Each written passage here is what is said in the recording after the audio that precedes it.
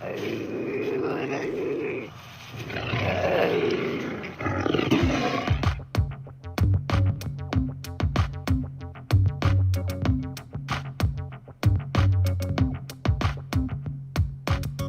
blast off in my time machine.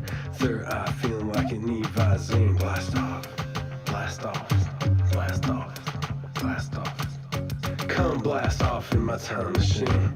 Third eye feeling like an Evazine. Blast off, blast off, blast off, blast off. Blast off on another epic episode of the Hyper-Anomalous Esoteric Research Organization podcast, aka the Hero Paranormal Podcast, broadcasting just south of the old Sherman Ranch in the Uinta Basin of Utah. My name is Ryan, the anomalous ambassador of the airwaves, bringing you a fantastic episode today. On today's podcast, we have the ever unique author, researcher, explorer, and seer, Cheryl Lynn Carter. She's also a freelance journalist. Cheryl is a psychic medium, a remote viewer, and one of the founding members of Project Psi Institute, a team of psychic and forensic remote viewers. To date, they have rescued 472 missing children, closed over 21 cold cases, and shut down 19 human trafficking rings. Having had her first paranormal experience at age 4, helped build the foundation for becoming a researcher and an explorer. Cheryl is an experienced member of MUFON, as well as CE5. She is an international author of multiple books, including, but not limited to, Dimensions, Mysterious Triangles of the U.S., which we have discussed on the podcast before. She is also co-author of Digging into Skinwalker Ranch and Skinwalker Ranch, the Basin Files, as well as Whispers Beyond the Grave, which we are definitely going to touch base on in today's podcast. Cheryl always brings a mystical energy to subjects that intrigue those with open minds, and I'm very happy to have her on the podcast today. Cheryl, welcome to the Hero Paranormal Podcast. Hi, glad to be back. It's always fun. We have similar things in common and similar viewpoints and similar interests, so I don't see how this can be a miss. It's always a hit when you come on. And we've had you on the podcast before, and I'm excited for listeners to hear about some of your other books and get familiar with how you discovered your gift and what motivated you to go down the path you're on. And if it's okay, I'd like to read a short snippet, a little of the introduction of Whispers Beyond the Grave. Okay. Once upon a time, in a small Midwest town, this little brown-eyed girl was born. I was just an average child with wide-eyed innocence and curiosity. As I grew, the inquisitiveness expanded by leaps and bounds. But soon I came to realize how different I was from the other children. It was because this little girl had a special secret. By no means was it something I could share with a friend, not a chance. Besides, who would ever take me seriously? Would they believe dead people spoke to me and I spoke to them? And so begins my story. I think that's so epic, such a stunning beginning. And how'd you get familiar with your gift and start on the path that you've been on?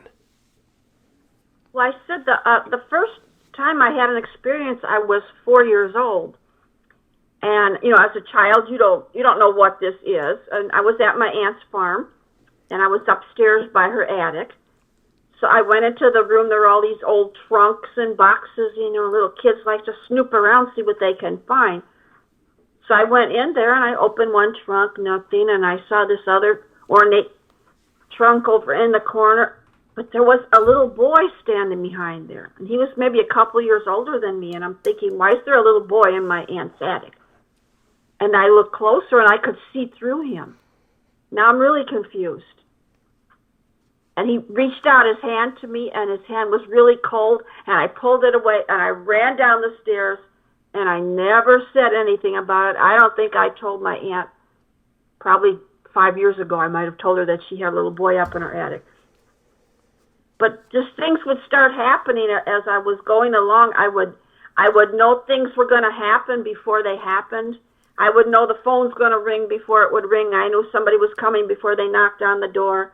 And we lived with Grandma, and Grandma kind of knew all this stuff too. So I just figured everybody could do this because Grandma and I did this all the time. But then as I started going to grade school, I noticed that the other kids weren't like this. So I just kind of enjoyed what I had. I didn't know what this special gift was. I liked it, but I couldn't really talk much about it to people because they would think I was weird. Mm-hmm. Especially when I got to high school, people really didn't want to talk to me because she talks to dead people. Of course, now those same people I went to high school with want to be my friend because they think I'm really cool now. It is cool. And your trip to your aunt's farm that's in the book with your grandma, it's so well written, and it made me feel like a child again, just how our senses are magnified at that age. And can we tell listeners a bit about that experience and what you heard swinging on that swing? I thought that was amazing. Yeah, so my aunt had a swing set in the backyard of the farm there, and I'm sitting out there, and I heard a voice calling my name. It sounded like Grandma, so I ran in the house, and I says, "What you want?" She said, "I didn't call you." I go, "Yeah, you did." "No, I didn't. Go out and play on the swing." So I went back out there, getting ready to swing again, and I heard somebody go, "Cheryl." I go, "Okay." She called me this time. So she ran in the house. She goes, "I know." I said, "I know you called me this time." "No, I didn't call you." And my aunt said, "Oh, sometimes the wind out on the farm makes sounds and you think it's a voice." And I said, "But it's not windy." And it wasn't until years later that I realized who this voice was. It was my great-grandmother speaking to me from the grave. I had never met that woman. She died in 1908. Wow. And, in reading your book, and actually all of your books, it seems you've always been interested in storybooks and a bit of a reader. Have there been any books that you read that really made an impression on you as a child? I don't know that there was anything in this nature that I was doing. My grandma always bought me so many different books, but it was nothing on the subject like this. Mm-hmm. But I think the stuff that really got me interested in weird, strange things was my father would bring magazines home from work, and it was called Popular Mechanics. And in the back of Popular Mechanics, they had stories about UFOs. So here I was, a kid in grade school, reading about UFOs, and I wanted to learn about this. And then I read something about Stonehenge, and I said, "Oh, these are really cool things." But again, I'm the weird little girl because the other girls aren't thinking about stuff like this. And it kind of is, it's tough as a kid, especially having that gift. What had literally, started as an innocent trip to your aunt's farm quite literally ended up kind of robbing you of your innocence in a way as a kid. How did that lead your mind into understanding that there was more to this world as we know it? Well, because I said there were just spirits talking to me all the time, and I didn't know who they were, and why are you talking to a child? I remember I would go to bed at night. This is just the worst part. I would go to bed at night, and they'd be flying over my bed and reaching down into my face, looking at me. I don't know why they scare little kids like that. And they were just always around my bed. And so I always made sure that I slept in the middle of the bed because I thought if my arm or my foot was close to the edge of the bed, something underneath there would grab it. Mm-hmm. I just always thought there was all kinds of things there. And I don't know why, but I was starting, as I got a little bit older, I was starting to enjoy that something was telling me their story. Something was letting me know what was coming up ahead. I just really started embracing it by the time I got to high school. There was mention that you may have in the book that you believed at times that you may have inherited your gift from your grandma. In your estimations, do these sorts of gifts tend to stick to family lines and be transferred generationally? That's what I've read a lot about this. Yes, it will come down through the family line. So my mother, I know my mother had it because you can't miss a generation, but she never wanted to talk about this stuff. She said it was bad luck to talk about the dead people, so we never talked about it, but I know Grandma had it. And, of course, great-grandma who talked to me had it, and then I learned that it came from her father, who was a medicine man at one time. So, yes, it does come down the family line. Mm-hmm. Mm-hmm. Yeah, it does seem that way. And there's an experience you've had where you felt like a hand grab your wrist, like an invisible hand grab your wrist and set it down on the paper. And I've had a similar yet different experience. What was the hand like? Was it cold? Did it shock you? And what exactly did you think? What do you think those moments are when there's that interaction? Well, I think that's called automatic writing, where somebody is writing through, where you're writing through someone's directing you. Yeah, it did. It wasn't a cold hand. It just felt like a hand had a hold of my wrist, making me write certain things. And I think my darkness books, where I write some short stories like Stephen King stories, I swear someone was directing me to write those stories. Mm-hmm. And I'm glad you mentioned that, and I'm glad you mentioned Stephen King. That's really interesting.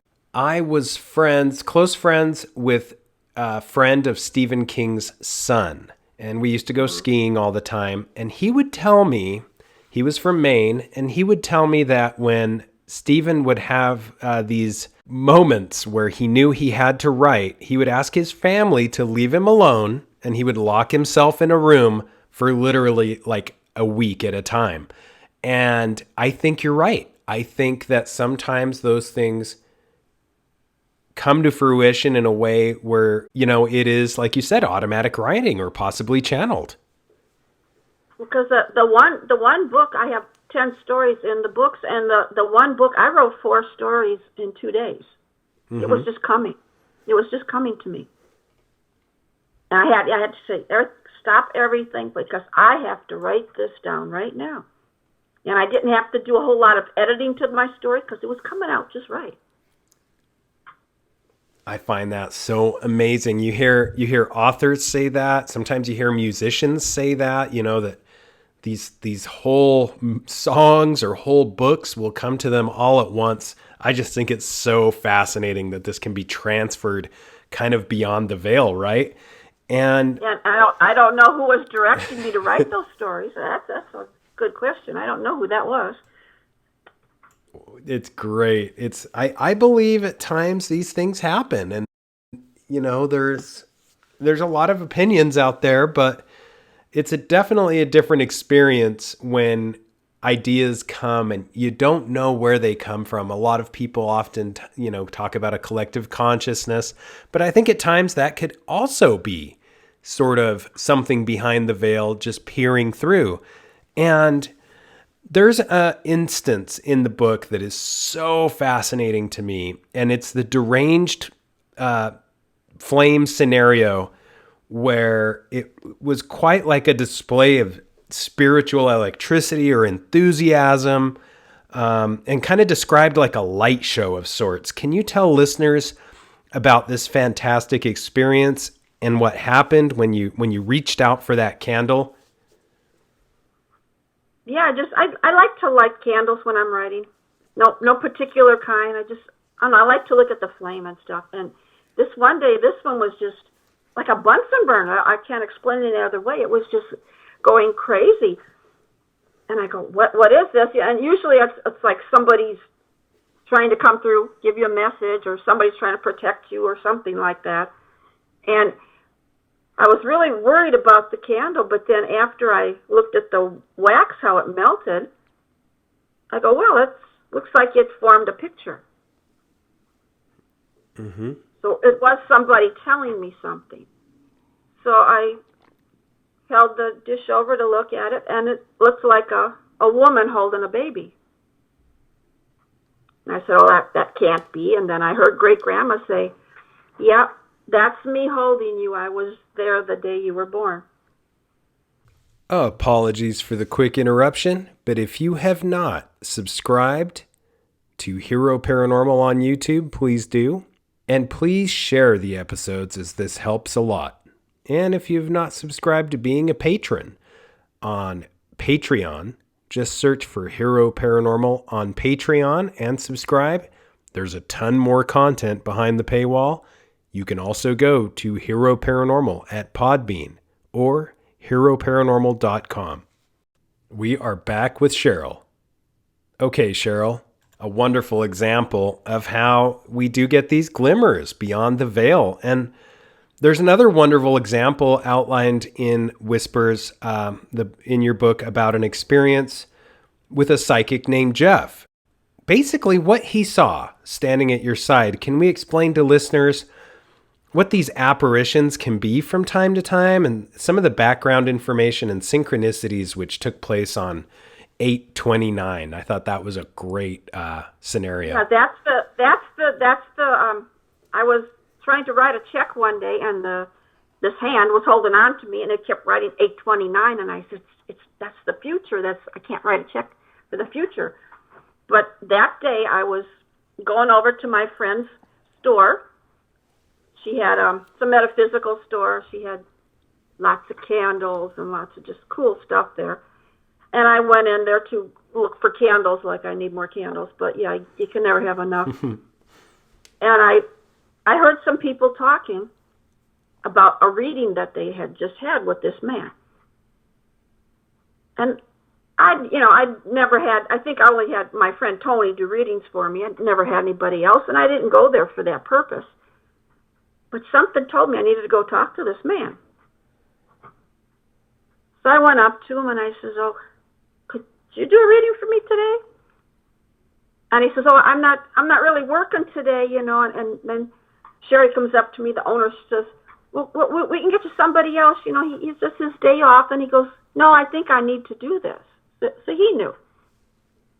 So we did sit down, and he starts talking about this woman that was standing next to me. And I said, oh, that's my grandma. She's always around me. And he starts describing her. And he says, well, she's got dark hair. She kind of looks like you, and she's younger. And I go, that doesn't sound like my grandma. And he says, well, I think it's somebody a little bit older, like a next generation. Now, I didn't know about great-grandma at that time. Mm-hmm. And he says, and she speaks with an accent. And I said, my grandma didn't have an accent. He said, a Polish accent. And I said, really? And yeah, that's how I got introduced to my great-grandma. That was the first time. She had been around me all this time talking to me, but I didn't know who I was talking to. So that really opened the door for her, saying, this is me. And then she started telling me that she wanted yellow flowers on her grave in Illinois. So I drove all the way to Illinois to put flowers on her grave. And she talks to me every day. Nothing really spectacular. I really liked literary way that you kind of took people there. Like, I felt like I was in Sherry's shop. And I kind of have that same, my family makes fun of me, my in-laws, etc. When we go by candle shops, they're like, oh yeah, that's we know we can get something for Ryan in there, because and so I know what you mean. And it's interesting. I did feel like I was at Sherry's shop. And for those who don't believe in these psychic moments, I had a very interesting, my wife is completely, I'll just call her a normie. She just is, she leaves this woo-woo stuff to me because she knows I 100% believe in it. And we went to a interesting, kind of a very Vegas-y, materialistic food and wine exposition down on the Strip when we were dating. And for fun, we saw a psychic there. They kind of had set up booths of different things. And one of them happened to be a psychic. And I really wish I would have got this woman's information because I paid for my wife to get a psychic reading. And this woman was so accurate. She said, at the time we were just dating, nothing else. And she said, within a month, you guys are going to move in together. You guys are going to have 2 kids down the road. And you guys are basically, it went into even more detail. And, at the time I thought, this is madness. And so did she. She's like, this is way off, right? Well, lo and behold, her landlord was in the midst of a foreclosure that she was unaware of. She had to leave that house, right? And we purchased a house. We moved into it. Crazy, the scenario. And it just goes to show, no matter how crazy it sounded at the moment, it's exactly what transpired. We have 2 kids. Everything this woman said was 100% on point. It just blew me away. It just, it's as if she saw the schedule, of our lives before her eyes. And at the time, I just thought it was total BS, to be honest with you. So I thought it was way out in left field. And only later did I realize these synchronicities are very real. And when you have somebody that is literally a medium between yourself and what's being viewed, this can offer a lot more crystal clear scenario of what's taking place. I think it's a lot akin to when you're in a dilemma and you ask for somebody else's opinion of the situation. Them being outside of the situation, they get a much clearer view of what's going on, and they tell you this. Let's get into something kind of along these lines, Cheryl, which is auras. And a lot of folks delve very deeply into this study, and it has become a bit of a fringe science, so to speak. You partook in a yoga experience where you encountered, someone else encountered in a way, auras firsthand, and you have felt these energies sort of enter your body, for a lack of a better word, and others have as well. What is the feeling or sensation one feels when this takes place? And can we go into a bit more about what transpired during that experience? Yes, I went to a yoga class at one of my friends' businesses, and we were just all, like 6 of us, having a good time. And then at the end, he says, "Who wants to have me read their aura?" And I go, "Yeah, that sounds cool." Okay, so I got up against the white wall, and he's looking. He goes, "I can see the aura around you, what color it is." And then he says, "And there's a woman standing on your right side." And I knew that was Great Grandma now. And I says, "Yeah." And he starts describing her. And he says, she likes to bake, and she likes her favorite cookie jar. No, first he said she likes to cook, and I heard her say, "I like to bake." And then he says she has her favorite cookie jar. And then all of a sudden, I felt her, I don't want to say jump into me. She slid into me. I've seen people get jumped. It didn't look like that. She slid into me. And he says, "Oh my gosh, your face is changing. It's changing." And then her face, my face was her face now. And he goes, "Oh my gosh, what's happening?" Everybody in the room is just sitting there staring at him. And I'm trying not to move or say anything, because I don't know what, I wish I could see what they were seeing. And then she jumped out again. He goes, "Oh, now she's gone." And I heard her giggling, and she jumped back in. Now she's back in. She was jumping back and forth, playing with him. Now, she's never jumped into my body before, except for that time, because she thought, I guess it would be funny to play a trick on Bo. I don't know. But it didn't feel weird to me. Like I've seen something jump into my friends, and they lose consciousness for a few minutes. It's not even them anymore. I didn't feel like she took over me. I was still very well aware of everything going around me. So this was a different thing. And it does seem like those moments where you hear the scenario of the jumping into it does seem a little more catastrophic, right? Like a little more shocking. Yeah. Yeah, because when my friend I saw the spirit jump into him, and his eyes turned black. It wasn't even him anymore. It was something else.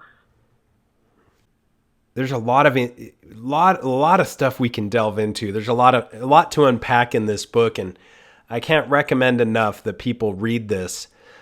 There's a scenario during a nursing endeavor that you encountered some amazing things. Can we tell listeners about what you believe to be somewhat of an angel of death with wings that you encountered, and go a bit into the Troy Grove, which is a big thing, and how things sometimes happen precisely the way they're supposed to happen, or, synchronistically?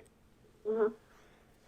Yes, I want to talk about the nursing home because a few years ago when Haunted Hospital was out, someone approached me to tell my story, and they didn't want my story for the show because they said it wasn't dark enough, so whatever. Oh my gosh. Because this is not a dark story. It's a beautiful story, and they wanted demons. So I was with another person. We're doing our clinicals at this place, and we had to keep checking on this woman's blood pressure because they could tell she was dying soon. We're checking to see how her lower blood pressure was going. And they says, well, she doesn't have any family. She's just all alone here. No one ever visits her.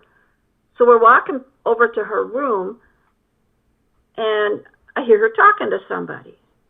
And I said, well, look, she's got a visitor today. And we looked in, and I go, there's nobody there. And I heard her saying, no. And I go, who is she talking to?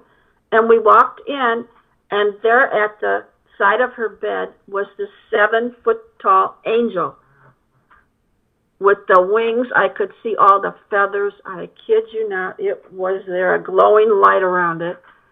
And I'm nudging the person next to me. I go, do you see that? Do you see that? What? You don't see that? No, I don't see anything. I said, you don't see the angel over there? No. So only I saw it. And I looked at the angel and I said, it's time, isn't it? And the angel bowed their head and a little tear ran down his face. But, the Haunted Hospital didn't want that story. Because when I told them the story, they kept trying to get me to embellish it, make it darker and darker. Mm. And I wouldn't sell out for my 10 minutes of fame on TV, no. Because that was a beautiful story. It wasn't ugly. Yeah, and, I feel that death is not always as ugly as a lot of people make it out to be, and I think maybe that's just because society has somewhat programmed us to not deal with death much. I feel like indigenous cultures deal with it a lot better because it's a reality of theirs. And, it's so sanitized in Western society. Death is something you don't talk about. It's not something you really have to deal with. It happens and they whisk the body off and it goes to the funeral parlor and you don't have to deal with it. And this was just not the case when it came to humans, in more primitive times. And historically, I think the more that death is incorporated or believed that it's just a part of life, the less power it has over us and the less daunting it is because it's just part of reality. And I thought that was just an absolutely amazing encounter. And your book goes into a lot of those. I want to delve into a little bit into Troy Grove. Can we go into that and explain to listeners how that encounter sort of led into Troy Grove and what an amazing experience that turned out to be? That was just, that experience went on and on for months. Just the words in my head, Troy Grove, what did that mean? And so one day I'm driving down the road and I'm going past a cemetery in town, and I saw all these beautiful yellow flowers over there, and I heard a voice say, I'd like some yellow flowers on my grave. Now, I knew that was Great-Grandma, and I says, okay, I have to go to Illinois, and we'll get you some yellow flowers and put them on your grave. So then on my way back, I go past the cemetery again, And I heard the voice, I'd like yellow flowers on my grave too, but it's lost. And I said, and it's like, they talk to me like they're in the back seat of my car when I'm driving. It's so weird. And I said, what? I just told you I'm coming to the cemetery. And I thought, well, who said that? Who said that? So then I get home, and now I'm trying to do something on the computer, and I'm hearing in my head, Troy Grove, Troy Grove. What's that mean? Okay, I'm in Michigan. That's a place in Illinois where I grew up. Okay, what does that mean? So I asked my sister, you got any relatives in Troy Grove? No, and I said, why am I thinking about this? Why am I thinking about this? And then I kept hearing, I want yellow flowers on my grave, but it's lost. I go, oh my gosh. And this just went on for weeks and weeks and weeks. And then I started seeing pictures. Some spirits speak to you in words. Some show you pictures. Some show you like little movies. They're all different. Everything isn't exactly the same. This person liked to show me pictures. And she started showing me an old graveyard, the stones all crumpled and falling apart. And there was a big tree. And next to the tree there was a little square wrought iron fence that was enclosed two old stones that had fallen down. And I go, what are you showing? What are you showing me? And then I kept hearing Troy Grove, Troy Grove. I go, what is this? So I Googled all the cemeteries in Illinois. What are cemeteries in Illinois? And darn, there's Troy Grove. So I looked, and they had a few pictures from the cemetery, and I looked, and there is that little fenced-in area that she was showing me. I go, oh my gosh, what's going on? So I go, who the heck is talking to me?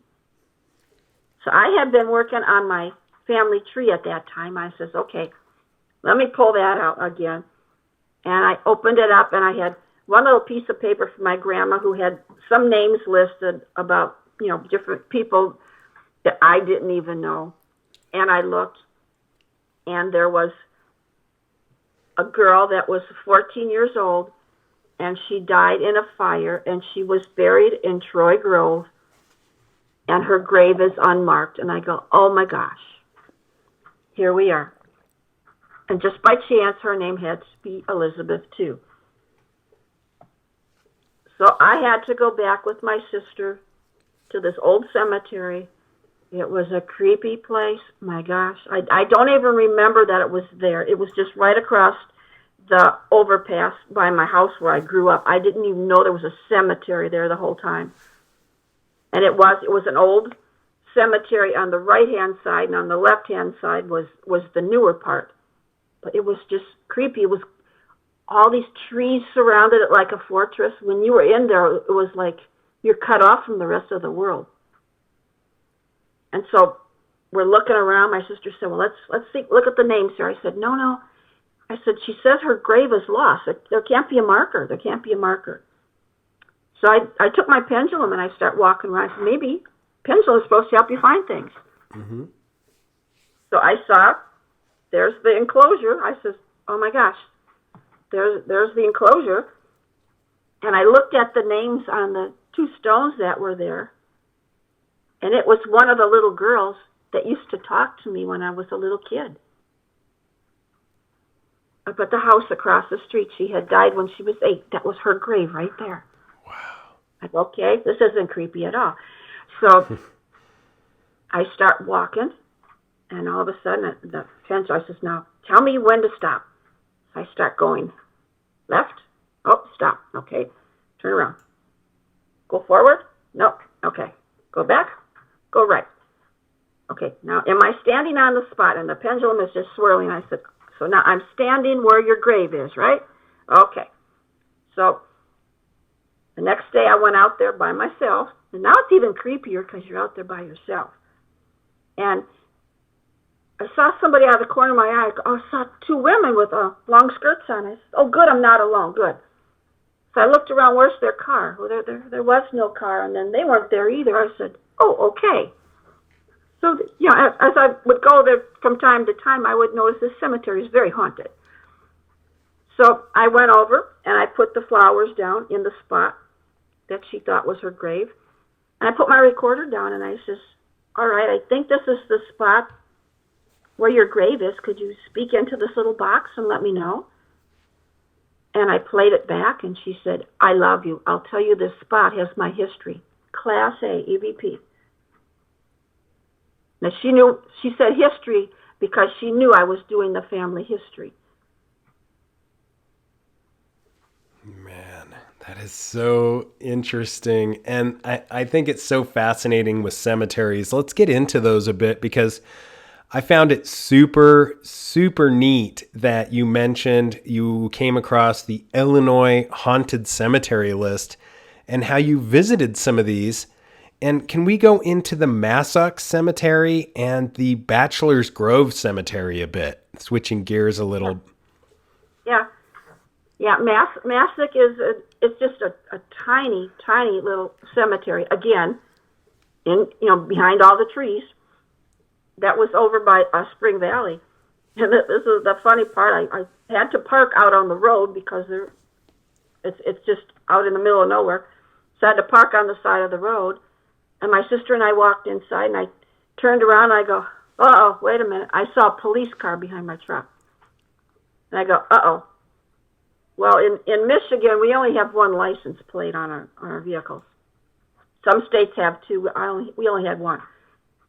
So he thought it was an abandoned vehicle because he didn't see a license plate on it. And I went out. I go, it's on the other side, So he's checking me all out. I'm all nervous, going, oh, my gosh, I didn't do anything wrong. I go, can I park here? Yeah. What you doing here? I said, I'm going into the cemetery there. I go, you ever been in there? He goes, you wouldn't get me in there. No way I'm going there. So he knew. So we went in there, and there weren't too many markers left. It was another abandoned, ransacked cemetery. But there's one mausoleum called, the Massac.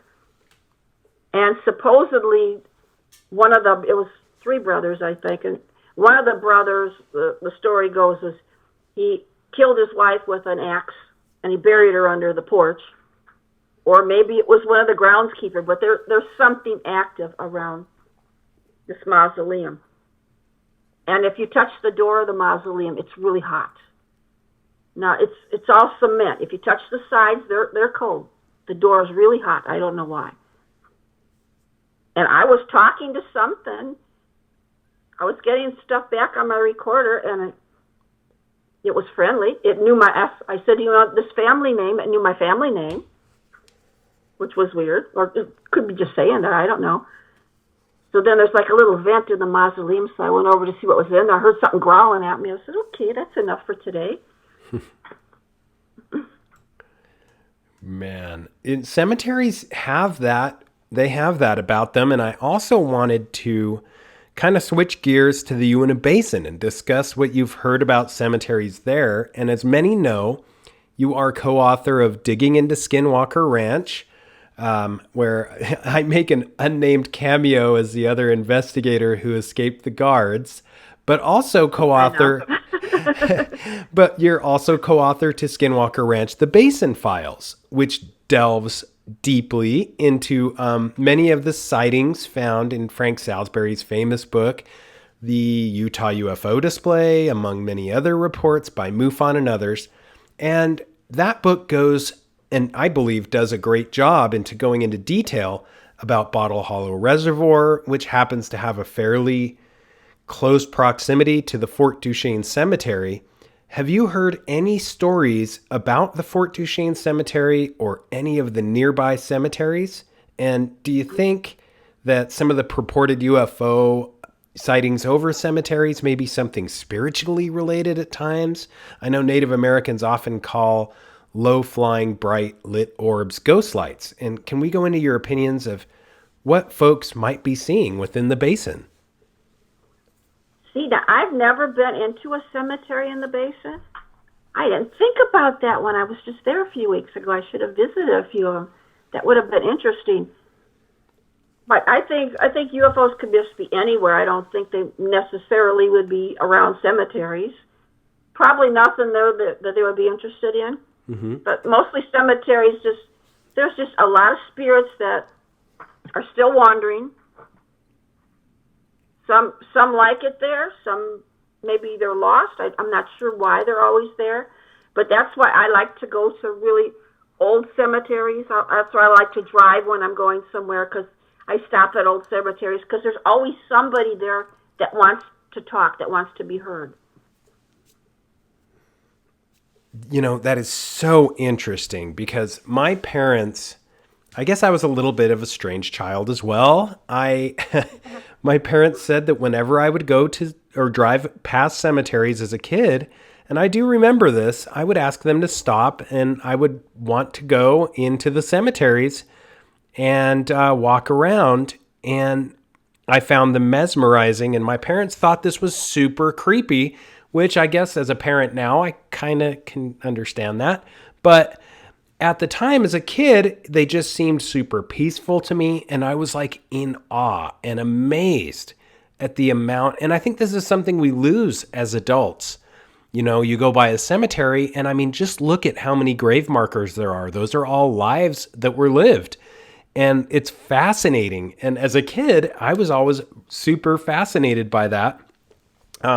Sorry to get off topic, but one of my favorite cases in the book Skinwalker Ranch, The Basin Files was, and you go into a lot of these, but there was one MUFON case, and I believe it was back in 2013, which happened in Vernal, Utah, where a man and his son were in their driveway just kind of installing a stereo in his SUV, and they noticed a large pack of coyotes in a field across the way. And it started, as usual, the coyotes calling and making quite a bit of ruckus. Or as the book says, all hell broke loose eventually. And they also had orbs fly around their house, but that was the next day. I won't get ahead of myself. And it seemed like something was tearing the coyotes apart. They all went into the woods after a neighbor came out to kind of investigate. And long story short, they saw red glowing eyes. How often have you come across stories or reports where these are seen, those red glowing eyes or that eye shine? A lot, and I've witnessed that myself at different places. Red eyes. I don't, is it something bad? I don't know what for sure what it is. Yes, I have seen red glowing eyes myself. It is one of those things that, it's difficult, because your immediate, the immediate feeling I get is like, whoa, this is something powerful. But is it bad? Is it a sign of something? Very, very, very interesting to me that some of these accounts, and you find this a lot with the Dogman accounts, don't you? The red glowing eyes and right. The Bigfoot. Right. Now, when I saw the red glowing eyes, trust me, I didn't go toward it. Usually I go toward something because I want to talk to it. I didn't go toward that. I kept my distance. Mm-hmm. Yeah, there is a lot there, a lot to unpack there, because I know Bigfooters run into it, a lot of Dogmen accounts, and of course the Point Pleasant Mothman accounts. I think most of those had, yes, right? That was one of the telltale signs. And another interesting, I thought, amazing and well done portion of the investigation and research done in the Uinta Basin is you delve into the Prince Hall Masons and the Buffalo Soldiers in the Basin Files. And as many know, Buffalo Soldiers were given the duty of overlooking Fort Duchesne, that particular area in the basin. And there's been rumors that there are unmarked graves or etchings that the Buffalo Soldiers made in that particular area of the Uinta Basin. If there are any unmarked graves, could that have something to do with the overall high strangeness in the area? Given your gift, have you had any views beyond the veil shedding light on this when in the area? Right, because if somebody's grave is unmarked, I don't think they're at rest. Like my cousin when she says, my grave is lost. I think they feel that way because other people can go to graves and put flowers down or visit them, and nobody even knows these people are there. There's probably the grass grew over them and everything like that. That I don't think, that might be some of the people that even are wandering the cemetery because they're not so happy that their grave is unmarked. And that is so strange about the unrest, because you often see on graves, rest in peace. Right. There's kind of that closure, but I can only imagine that if there's no closure, there would be kind of this discrepancy in the force, so to speak, where, things aren't right. And, the interesting thing about that area southeast of Ballard and basically, all of the Uinta Basin, really, I mean, it's reputed to be the site of so many different paranormal and UFO related activities. And there's so much legend having to do with Native Americans and, possibly concerning vengeful shamans and dark adepts and possibly black magic. It is one of those areas, I think, in the United States that's very unexplained and has a lot of mystery to it. And the amount of reports that were, I thought that you did a really good job picking the reports you did, both from, previous reports such as Junior Hicks and Frank Salisbury, as well as more recent reports that were in MUFON.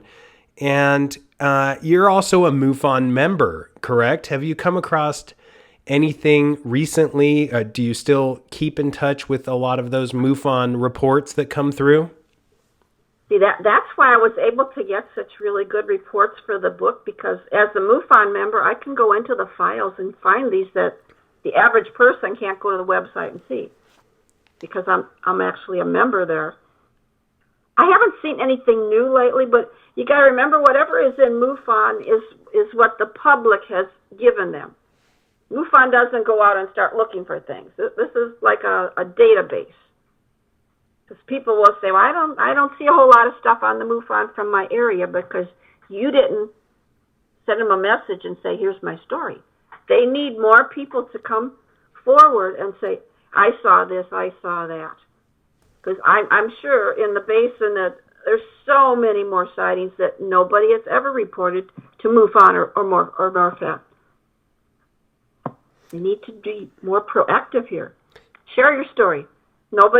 I like the thing about MUFON, nobody ever questions you, makes fun of you, calls you crazy when you tell a story. You feel safe there. When I go to MUFON meetings, it's a safe place. We can all share stories. It's different than going to a paranormal convention, because some people might go, oh, whatever, I don't want to hear your story. But we like to hear each other's stories. Yeah, and I think you instinctually and intuitively navigated that really well in your books, and super, super fluid the way they come off.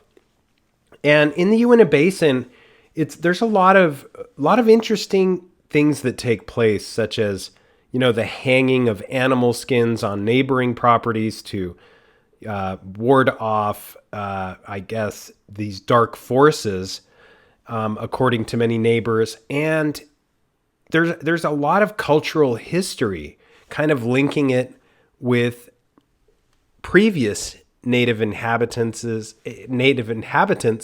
and the instances that they, verbally have told from generation to generation. And it's gone back, as near as anyone can tell, at least 15 generations of this high strangeness and this phenomena. It's pretty amazing. And in your opinion, the hanging of these pelts, for example, on neighboring properties to keep whatever it is that something you've come across in other research at all? No, I haven't. And I asked my friend, who is a Navajo, what this meant when I was writing the book. I said, what does this mean? And she says, well, that, like you said, it's not to ward off anything else. It's to keep the skinwalkers, she told me. It's to keep the skinwalkers in. so they don't come to their property.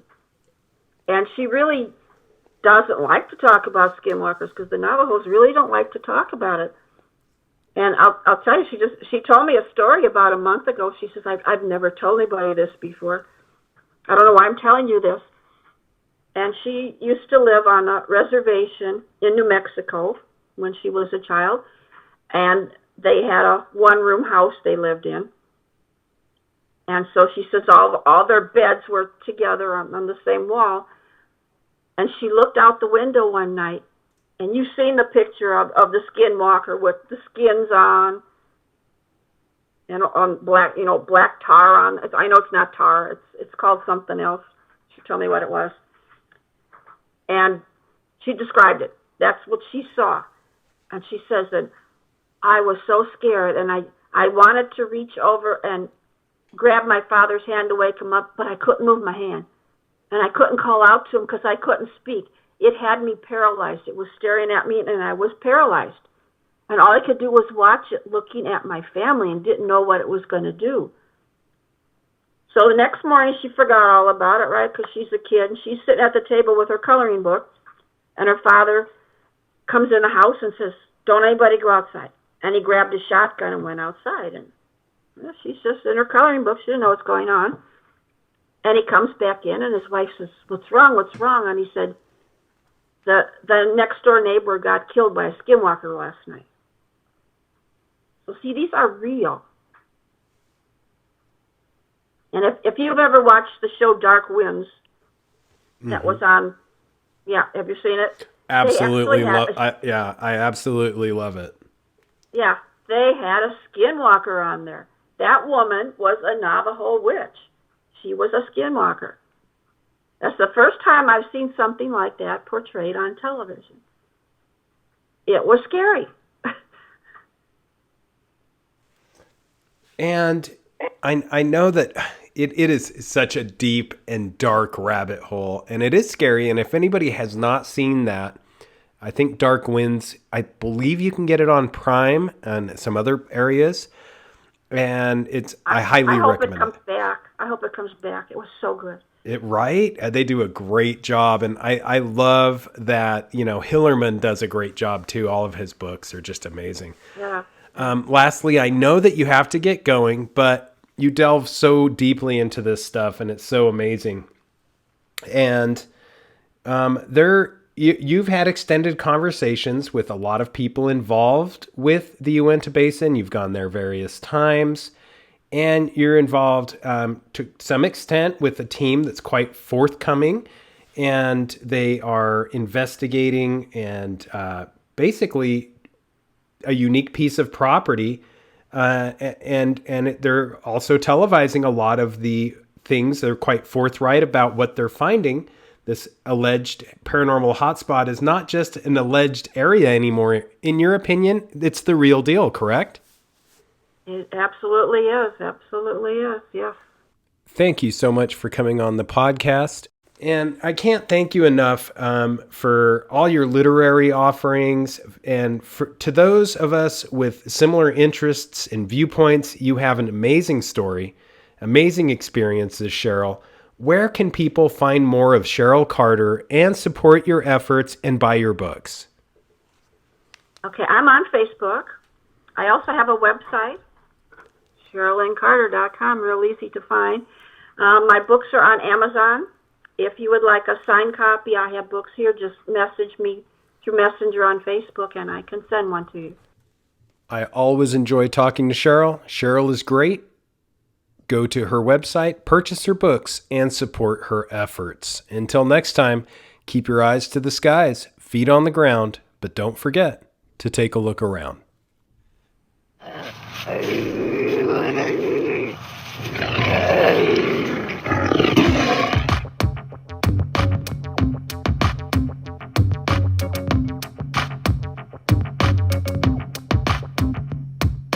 Come blast off in my time machine. Third eye feeling like an Visine. Blast off, blast off, blast off, blast off. Come blast off in my time machine. Third eye feeling like an Visine. Blast off, blast off.